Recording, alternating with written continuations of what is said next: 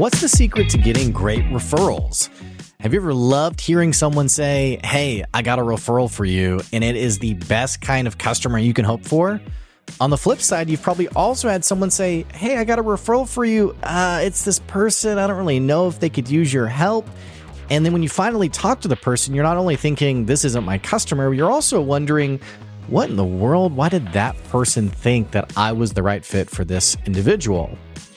Hey, my name's Blake Benz. I'm the host of the Good Advice Podcast. We're going to be talking about how you can unleash the magic of a great referral network on today's show. Now, if you've been following the podcast long-term, you know we don't talk a lot of fluff on this show. We get down to the nitty-gritty, the good advice you need to know in order to grow and scale your business. If you're new to the podcast, welcome. Thanks for tuning into the show. You know, you had all sorts of different podcasts that you could have tuned into today, so I appreciate you checking out our humble little show. Here in just a second, before we dive into the content, we have a word from one of the amazing businesses that sponsors the podcast. Of course, if you ever thought about sponsoring on the show, you can always reach out, blake@goodadvicecoaching.com, or you can support our Patreon for as little as the price of a cup of coffee, which these days, who knows how much that is, but it's actually only $5. Thanks so much for supporting the show. Here's a quick ad. We'll be right back soon. There's one single piece of advice that I give to business owners who are ready to scale their business drastically. And that's knowing exactly what you need to hand off so that you can continue focusing on what you're an expert in. It amazes me when I talk to business owners who are doing their own bookkeeping and tax prep, and worse, that they're going through all this paperwork at 10 o'clock, 11 o'clock, even midnight, slaving away trying to make sense of all of the numbers for their business. Business owners who are making it happen have already figured out that you can't do it all yourself. That's why I recommend Steve Lay with Equity Business Solutions. Not only is he an expert in bookkeeping and tax prep, but what I love about Steve is that he'll sit down with you and help you make sense of the value of your business beyond just reading a spreadsheet. You'll be able to make better decisions, and more importantly, you're going to save yourself the crucial time you would have spent going through QuickBooks or an Excel spreadsheet or whatever it is that keeps us up late at night. So save yourself some time and some money by giving Steve Lay a call at Equity Business Solutions, and he'll show you the value beyond your numbers. Go to equitybusinesssolutions.llc.com to find out more. All right, so let's talk about it. What makes a great referral? How do you position yourself in a way where people are giving you referrals freely? Now, the reason why I think this topic is so important is because the power of word of mouth has a higher ROI on your business than really any other marketing strategy you could do. You could throw dollars in any sort of directions. You could do Google ads, you can do SEO, you can do, paid media and all things like that. But at the end of the day, there's nothing like the word of mouth of someone you trust saying, "Hey, you got to call Blake. You got to talk to Blake." People buy from people. That's something my friend Brian Sexton would always say. He's the author of the book, People Buy From People. So clearly he believes in that. And what I've learned over time is that there is so much implicit trust that comes with a great referral. A lot of times when you get a great referral, the person buying from you is actually teed up to make the purchase much more than someone who engages with your brand and they're just window shopping. They found your website, they found your social media account. They don't really know quite yet what they think about, or in terms of what they don't know yet what they think about you. They certainly don't know what they think about your product. So getting the word of mouth, the verbal trust from someone else allows you to sell to people much more quickly as well. But I think there's layers to this. I think there's layers to why referrals are so hard to get sometimes. If you're like me, sometimes you feel like you really have invested in a relationship. You've sent referrals to someone. I remember there was a guy that I think I had referred something like $50,000 or $60,000 in business to them. And at the end of the day, I was like, hey, man, do you have, and this person was saying, thank you. They were like, thank you, man. You've really made a huge impact in my business. And I remember saying, hey, yeah, well, if you know anybody who can use my work, my help, send them my way. And I remember he responded with, it was something like, well, I just wouldn't know who to give you business to, or who to send your way. So we're going to unpack all of that today in terms of how do you give someone the quick 1, 2, 3s to refer you really well as understanding the difference between a valuable referral, a good referral, and a not so good referral. So let's start with the basics here. When I first started Good Advice, it's always been a consulting company. It's always been a coaching practice, but how I talked about it back on day one, 6 years ago, was very different from how I talk about it now. The way I talk about business today is so much more different than what it was back then. Now, there are some things like certain values I hold that are consistent with back then, like, hey, value your employees, culture matters, your leadership matters. When a business is failing, it's probably not the frontline employees, it's probably the person at the top. In addition to, leading with integrity, selling with integrity, if someone comes and tries to buy from you and you don't think you can do much to help with that, actually saying, hey, I don't think I'm the right fit. I don't think I can help. Hey, I'm sorry. I don't know if it's going to work out. So even though how I think about business, how I talk about business has changed significantly in the last 6 years, the way I do business is still the same. Unfortunately, and here's the insight, people don't often know how you do business. Unless they're your customer, many people don't really know what it's like to do business with you. Now, sure, they may see like the random story on social media. I think about my friend Blair Beatty, who runs a health insurance brokerage. You might have even heard an ad for him on this podcast. Well, Blair, he is the king of giving stories about customers he's helped. I go to all sorts of networking events that he's at, and he's talking about, hey, I had a new customer that I helped today. Hey, I had someone that got them some great insurance and it wasn't too expensive and yada, yada. But even hearing that for several years, and for you as a listener, if you've ever met Blair and you've ever, you're a local business owner, you still wouldn't really know what it's like to work with Blair.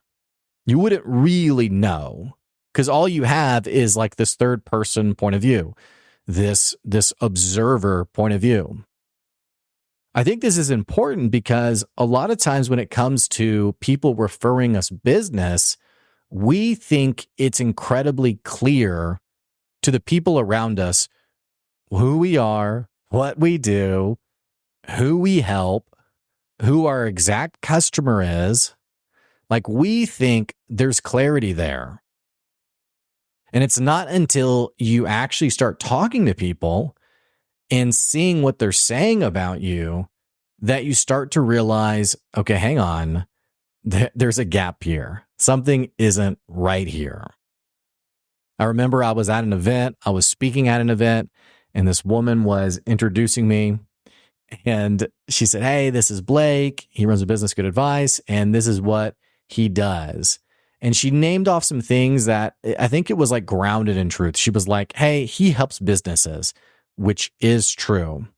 But then there were like some other comments like, whether it's payroll, and I remember thinking like, I don't know the first thing about payroll. That was a weird thing. And there were a couple other things. Now, granted, this could have been someone totally unprepared. Like they remembered as they were walking up to introduce me that, oh man, I'm supposed to be introducing Blake and I actually don't even know what I'm going to say.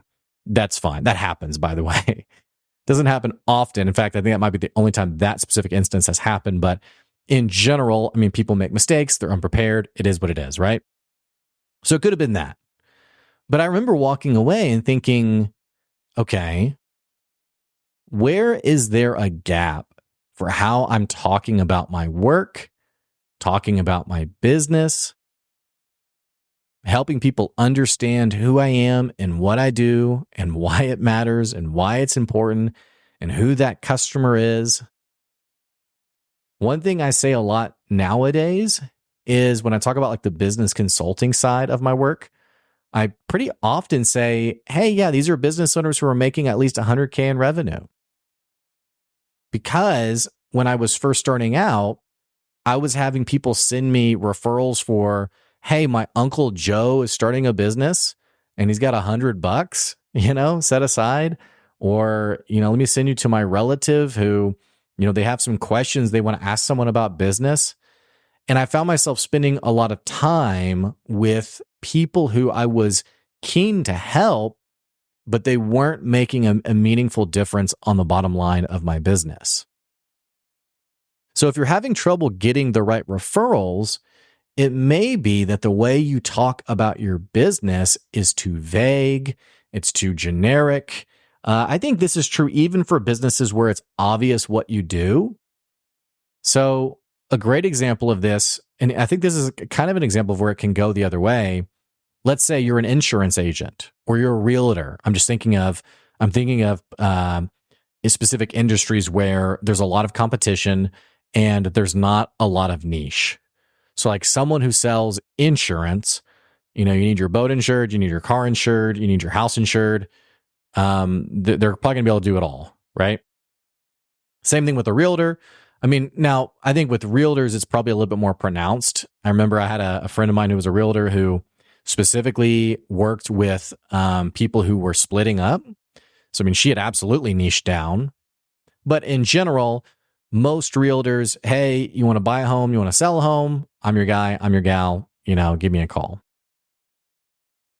So let's say that, you're one of those two industries or anything else where it's pretty obvious what you do.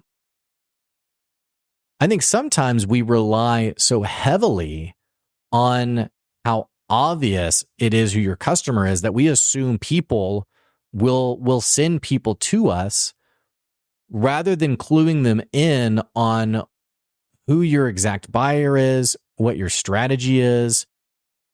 One example of where I've seen this done well versus not done well, I had a friend of mine years ago who ran a cleaning company. It was a B2B cleaning company. Is that right? Is that the right way to put it? B2B for that? He's a commercial cleaning company. Now, I know a lot of businesses. The problem though is you have to understand when you're asking for a referral, someone is giving you about 4 seconds of their attention and then they're out. Then they're done. They're on to the next person. They're not thinking about you anymore.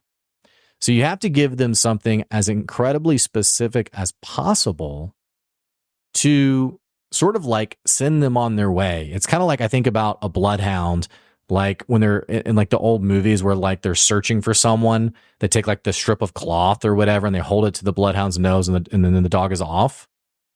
In the same way, many of us have a network of people who care about us. They like our business. They appreciate our business, but they don't always know what's the next best thing to do for you, for your business. So getting back to this commercial cleaner, he could have easily gotten up and said, yeah, I clean commercial buildings. If you know somebody who runs a business, an office manager, send them my way. And that probably would have been fine, by the way. Probably wouldn't have been a big deal. But I remember there was a time he got up and he said, hey, I'm looking for a dental practice. I'm looking for a dentist office. Well, I happen to know one. Not too well, but I knew it decently well. Well enough to make the introduction. Well enough to make the referral. This was like a $40K deal for this guy. It was a pretty big contract as he presented it to me. That only happened because he targeted me. He focused me in a way where I thought, okay, I know a lot of business. Man, I don't even know the first one to send your way. Oh, you need a dentist office? Man, I know exactly just the one. The reason and it's funny even talking about like niching down your pitch, because I literally just had an episode on don't over rely on niche. And hey, you know what? This is the nuance of running a business. This is the nuance of understanding how to eat the fish and spit out the bones and apply what you can from what you're learning. But when you focus people, when you give them just a little bit of direction, sometimes it's amazing what they do back for you. I was looking for some advertisers for the podcast. And I said, hey, I'm looking for a roofer. Hey, I'm looking for someone in the service industry. I'm looking for an electrician. Like, here's some, I'm trying to really target some of those local businesses. It's a lot more intentional than just, hey, if you know anyone who wants to advertise on a podcast. I mean, I could know a lot of people. I could know a lot of businesses. In fact, probably the worst example that I've seen this done, I was at a business event. I think it was like a BNI event or something. And this guy got up and I think he was selling some kind of like training program that was online. And he goes, hey, the perfect referral for me is actually there were two stories that happened. First one was a guy who was doing this online thing, and he goes, hey, the perfect referral for me is men and women who use the internet. Men and women who use the internet. I'm going to venture to guess that's not your perfect referral. That is everybody. We're talking 6 billion people of all ages, right? I mean, lifestyles, industries, experience, careers, different amounts of dollars to spend. And your perfect customer is men and women who use the internet. Now, again, I think we all go through this. Like, I think we all in trying to make our business not compelling, but in order to mobilize people who are trying to help us, I think we tell ourselves we need to simplify it, because how could someone understand all the amazing things we do in our business, right? So let's simplify it. Let's bring it down a little bit.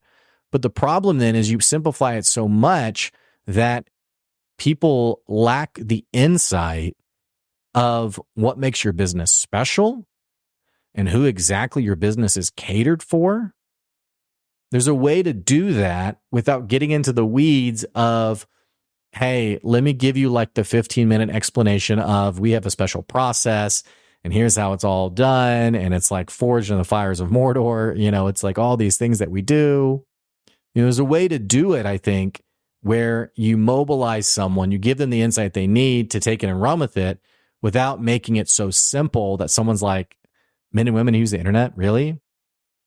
By the way, the other example I got from this was someone said, my perfect customer, here's the referral I need. It's for anybody you know. Well, dude, I know a lot of people. We all know a lot of people. So like, surely not anyone I know is your buyer. So I think this is the first thing. When you want to get better referrals, you have to understand, how are you talking about your business? How are you describing your business? And ultimately, what are you asking for when you're asking someone to send you a referral? The other thing is being candid enough in the conversation with the person referring someone to you. Being candid enough to ask someone about the quality of the referral. Now, this isn't like, how hot is the referral? Are they ready to buy? Hey, can I charge them extra? Like, what are they willing to pay? It's nothing like sleazy like that.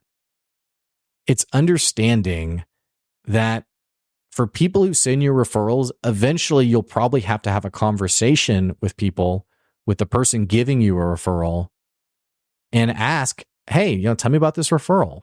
What's the quality of it? I mentioned my Uncle Joe over here. He's got $100. That's not a great referral. So the longer you do business, the more you're going to start to diminish or minimize and be more intentional about your tribe of people who refer business to you. I think sometimes people don't treat referral-based business with the level of strategy they should. And instead, they have like a very, hey, you owe me. If I show up enough, if I'm kind enough, if I'm polite enough, then you should be sending me business. And there's no curating of relationships. There's no curating of that smaller circle in order to protect the quality of referrals that you want to be getting. Over the years, I've just learned that people are for the most part pretty kind and earnest, and someone will give you a referral that is not your customer at all just because they're trying to be kind. And that is someone to be polite with. And hey, thank you for that. And then either to, not chase that referral or to go back to that person and say, hey, you know what? I don't know if I'm the right fit for that. Let me explain to you who would be a great customer for me. So here's this in practice. I had, I'll give you two examples. I had my friend Carmen, who's a realtor. So I have this business podcastable, and back then it wasn't even podcastable, but she sent me a referral. It was a friend of hers that was looking to start a podcast. Hey, can you help him? Yes, I can. I have an exact offer for that person. And so she sent me a great referral, deal done. It was specific to my offer. It was specific to my service. And it was a customer who wasn't looking to get free advice or what have you. It was someone who made out to be, a great customer. The second example, a not a good example, I was at a networking event. This woman came up to me. I didn't even really know her very well. She came up to me and she said, Blake, I have a referral for you. I said, okay, tell me about it. She said, it's a guy who runs a local business. He's actually my boss. I came over here this last year. I'm the number 2. He's the number 1. And he could just really use your help. The business is really struggling. I know your content. I've seen your content. I've known you a long time, been following you a long time. And I think you would be the perfect person to help this guy. Well, I didn't stop there. I asked some more questions. Well, what kind of problems is he facing? What's going on? And then she goes, well, to be honest, he's a little bit of a psychopath. And I was like, and I was kind of waiting for her to laugh, but instead she kind of like just stern face. She was like, yeah, he's a little bit of a psychopath. He's a little bit of a crazy person. And I say that as someone who's worked directly for him. He's pretty nuts. And I said, okay, tell me more. Well, he's a micromanager. He is incredibly difficult to deal with, incredibly difficult to work with. We're having a lot of turnover in our business. People don't like working for him. But I know that if anyone can help, it's you. This guy had so many red flags in the description of him that it had bad customer written all over it. Now, this person came to me because, again, being genuine, earnest, honest, what have you, hey, I have a referral. I'd love to get your insight. But what I did in that situation was I said, thank you so much for thinking of me. I don't think I'm actually the right fit. And here's why. I am best served in businesses where I'm not the life raft for the business, where I'm not like the last chance for the business to succeed. My best customer is the business that's doing well, or at least well enough that they're thinking about, okay, what's next? What's next? And I want to get someone like Blake who can guide me along, who I can, have some good conversations with and figure out, like, where do we go from here? I'm not like, you're in the trauma ward, call in the doctor and let's see if we can turn this around. I'm the, I just hit a home run. Now, how do I hit 10 more next season? So in that moment, I was coaching her and giving her advice on here's what a really good referral looks like for me. Now, she never came back with one after that. Like I said, I didn't even know her well. I don't think I've ever ran into her again after that moment. But you want to equip people with the information on what a great referral looks like. And then you want to start being intentional about your circle of referrals.